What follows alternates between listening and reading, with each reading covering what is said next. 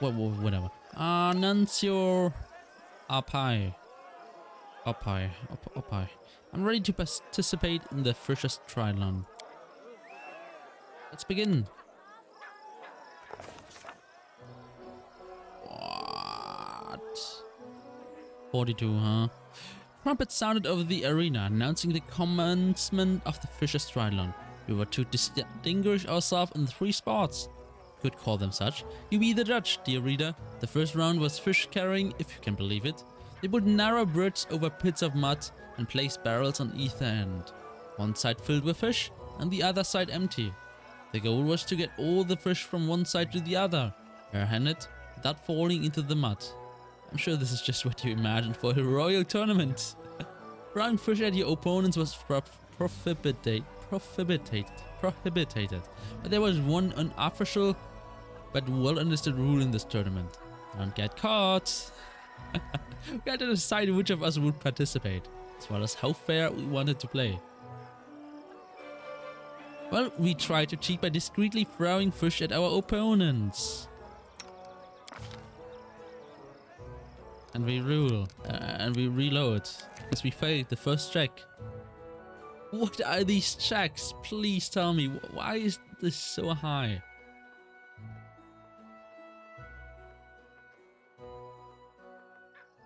I might just activate a cheat that allows me to get all the skill checks always.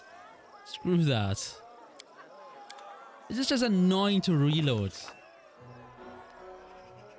We tried to cheat. Succeeded. Competing honestly among such companions would be more embarrassing than losing. As Octavia ran across the bridge with heaps of fish in her arms, she deftly tossed a fish beneath the feet of the Gralton competitioner, who slipped and fell into the mud. Another fish found its way right to the Dargamak competitioner's forehead, sending him down alongside the Graltonia. The judge didn't notice a thing. We won the first round. The second round was untie knots. Competitors would be tied up on poles resembling shipmasts, and they had to escape the ropes. We once again had a choice to make. Perception check. We noticed a sharpened coin glistening in the Dargamak competitioner's mouth, and the Galton participant had a blade in hand. We exposed the cheaters, leaving us with fewer rivals. The judge escorted the cheaters out of the arena, the crowd laughing and whistling all the while. With a third of the competitors gone, Octavia easily outpaced the other, untangling the ropes and making her way to the judge. While the others still wriggled in their bonds like flies in a spider web. We'd won 2 out of 3 rounds. We seemed to have our victory in the bag, but with the rivals we were dealing with, there was no time to relax.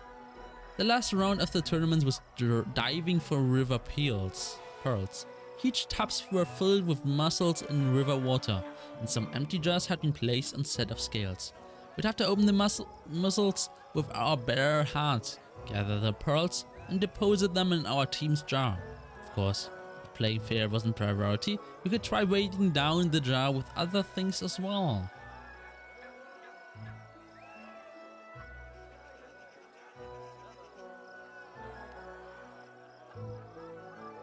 We tried to cheat extensively and get all of our rivals disqualified. We tried to cheat by slipping some pebbles into our jar. Octavia bravely dove into the muddy water and started opening shells, breaking her nails in the process. Not nails again! She put fistfuls of pearls into her jar as fast as she could, slipping in an occasional pebble, pinch of sand, or dollop of mud when possible. Once time was up, her jar was the heaviest. A victory for us. So we stood on the paddles as the judge awarded our team the victory. We were wet, muddy, and smelled of fish, but we grinned with joy all the same. Alright. How did we win this? Well, we did cheat, to be fair. Okay, we can take turns participating. I'm gonna talk with a few more just to see if there's new lines.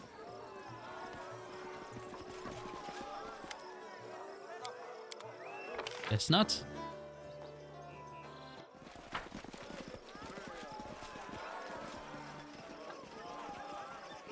Okay, I was hoping something would happen when I just walk down.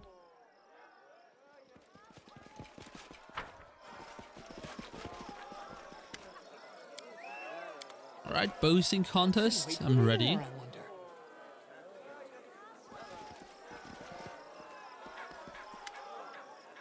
I'm ready to participate in the boasting contest. Everyone's ready, let's begin. The tournament continued with a boasting contest. The first participant, a man from Nagamak, stepped up to the podium and told a raunchy story about him sneaking into the Temple of Calistria and seducing all the priestess, including the high priests, in a single night. The crowd was particularly amused by the suggestive glances he kept casting towards one of the guests from Team 1. He simply smiled mysteriously in response. The second participant was a guest from Grolton, who told a completely implausible tale about his travels across other planes, where he battled undead hordes and defeated a blood-curdling monster. He was an average storyteller at best. He'd be lucky to get a C for the story at the academy, but the listeners were inexplicably elated. Suspiciously, we took a closer look at the crowd and, of course, we spotted a bard using some trick of trade, likely a little magic, to aid the Grolton's man's performance.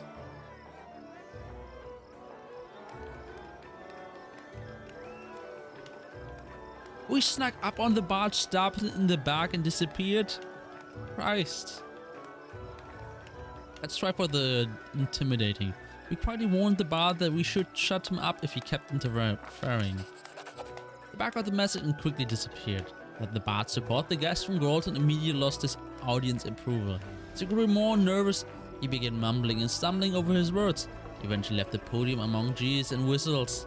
Suck my dick, you cheating asshole. Like, I would never cheat. No, no, no, no, no. That's a big text. And it was Pitak's turn. The Kingdom Honor was represented by Anna Bellavara, a sweet-voiced singer whose smile could win over the most withered of hearts. Oh, Anna. But while her voice was smoother than silk, her words stung like arrows.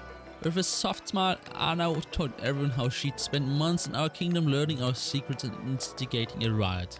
Of course, the honest trade of bard and the shady dealings of the spy often go hand in hand, but...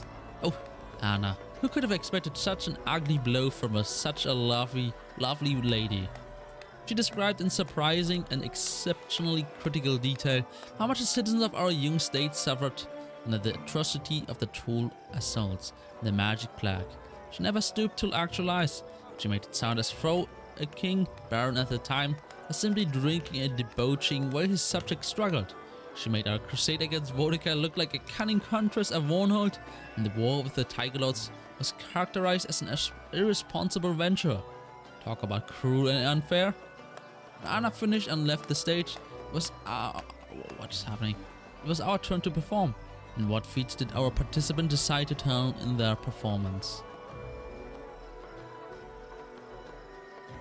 Alright, 1 second, I need to drink something.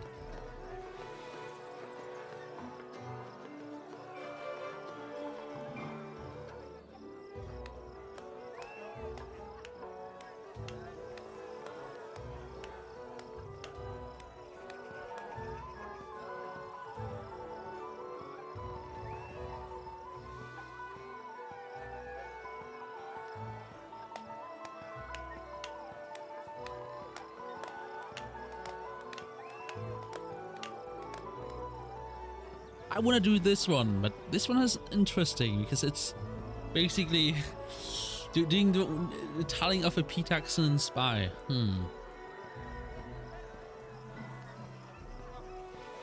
think I should go for this. He regaled them with tales of our victories over the Stagnot, the trolls, Mordecai and Armak. Please don't fail. Yes. It wasn't easy getting the crowd excited for the story. They were all glorious feats, of course, but that was the problem. The audience has already heard them time and time again. Sam used all the eloquence he could bring to bear the to breathe new life into the old stories. The audience hung on his every word, sometimes laughing uncontrollably, sometimes holding their breath to avoid missing anything. Sam finally brought the story to an end. The viewers gave him a standing ovation as he left the podium. Oh my god, I'm so good. The woman from Timon, a priest of Callistra, went last. She told stories of her love affair in faraway countries and other planes, casually mentioning an unpleasant disease she'd contracted over her journeys that took her a long time to get rid of.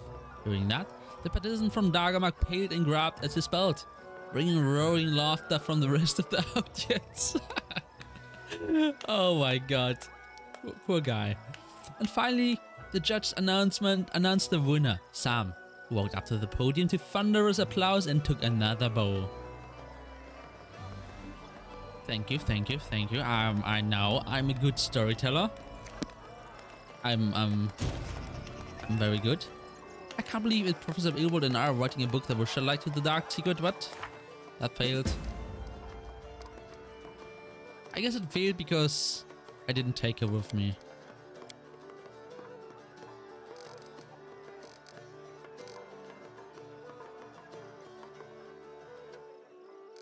A bard's calling.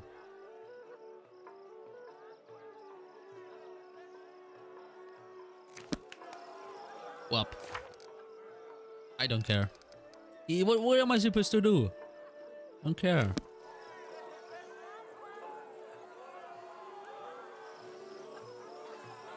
Oh boy, lots of names. Nobody important. Nobody to talk to.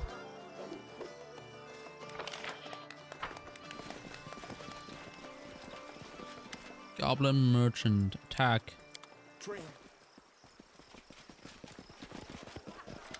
Imagine having an RPG game where people don't have an exclamation mark over their head to tell if they have something new to tell.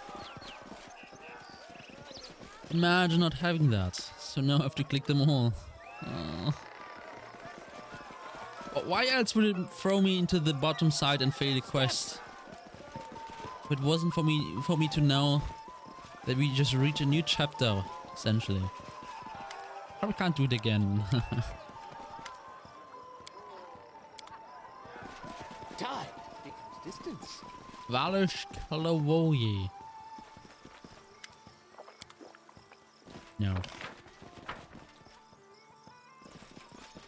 Wait, what? Oh, it's a trader. I guess there's actually nothing new. Oh, where's Anna? He made me look bad.